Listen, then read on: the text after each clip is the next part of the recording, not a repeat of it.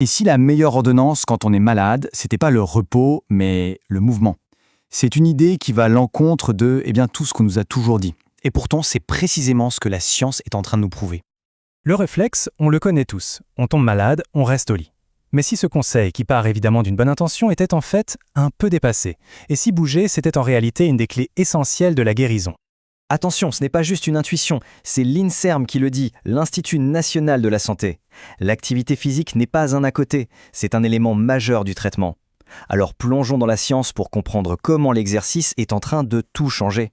On assiste à une véritable révolution, un changement total de paradigme en médecine. On est en train de passer d'une culture du repos absolu à la reconnaissance de l'activité comme un véritable outil thérapeutique. Ce qui est fascinant, c'est que la science nous montre aujourd'hui que le repos prolongé, c'est un piège. Ça nous affaiblit bien sûr, physiquement, mais aussi mentalement. Ça nous isole, ça nous coupe de nos forces. Bref, un vrai cercle vicieux. L'activité physique adaptée, elle, vient justement briser ce cycle. Bon, parlons maintenant des bénéfices concrets. Comment est-ce que le mouvement impacte directement notre corps et notre longévité, surtout face à la maladie? En fait, l'exercice agit comme un véritable bouclier. Il offre une protection active contre les plus grands fléaux de notre époque. Les maladies cardiaques, le diabète, certains cancers. Honnêtement, la liste des bienfaits est juste impressionnante. Et là, il y a un chiffre qui change tout, 30%.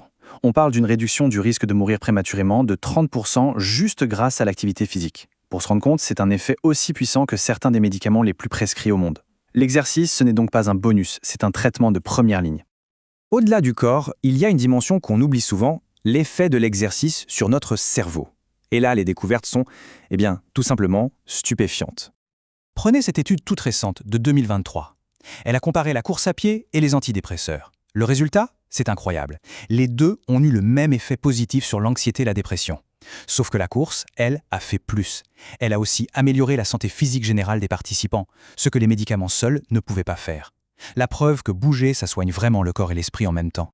Ok, mais une question revient tout le temps. Faire du sport quand on est malade, est-ce que ça ne risque pas d'affaiblir le système immunitaire? La réponse, en fait, elle est dans la nuance. Tout est une question d'intensité. La clé du succès, c'est ça, l'intensité modérée. C'est le point d'équilibre parfait, le sweet spot thérapeutique, comme disent les anglo-saxons. L'idée est simple, on fait monter le rythme cardiaque, on sent l'effort, mais on reste toujours en contrôle, sans jamais aller jusqu'à l'épuisement. Cette image l'illustre parfaitement. D'un côté, l'exercice modéré calme l'inflammation et renforce notre armée de défenseurs immunitaires. De l'autre, un effort extrême, genre un marathon, peut nous affaiblir temporairement. Pour une personne en phase de guérison, le choix est donc clair. C'est la modération qui est la véritable force. Très bien, on a vu le pourquoi. Maintenant, passons au comment. Comment on fait, concrètement, pour intégrer l'activité physique de manière sûre et efficace quand on gère une maladie chronique? Alors, comment on s'y prend? Avec deux mots d'ordre, prudence et progressivité. L'étape numéro 1, non négociable, c'est d'avoir le feu vert de son médecin. Ensuite, on avance pas à pas. On commence tout doucement, on augmente l'intensité très graduellement, et si c'est possible, on se fait guider par un pro. Le but, c'est pas la performance, c'est de se réapproprier son corps. Et pour quiconque douterait encore, la réponse de la science est sans appel. Elle est basée sur 85 études.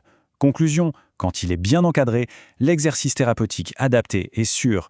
Le risque n'est pas plus élevé que de ne rien faire du tout. La messe est dite. Donc pour résumer, les bénéfices sont immenses. L'exercice adapté, ce n'est pas juste bon pour le moral. Ça prévient les complications, ça renforce nos défenses naturelles et surtout, ça améliore la qualité de vie et ça préserve l'autonomie. C'est un outil incroyablement puissant pour reprendre le contrôle. Ce qui nous amène à la question finale.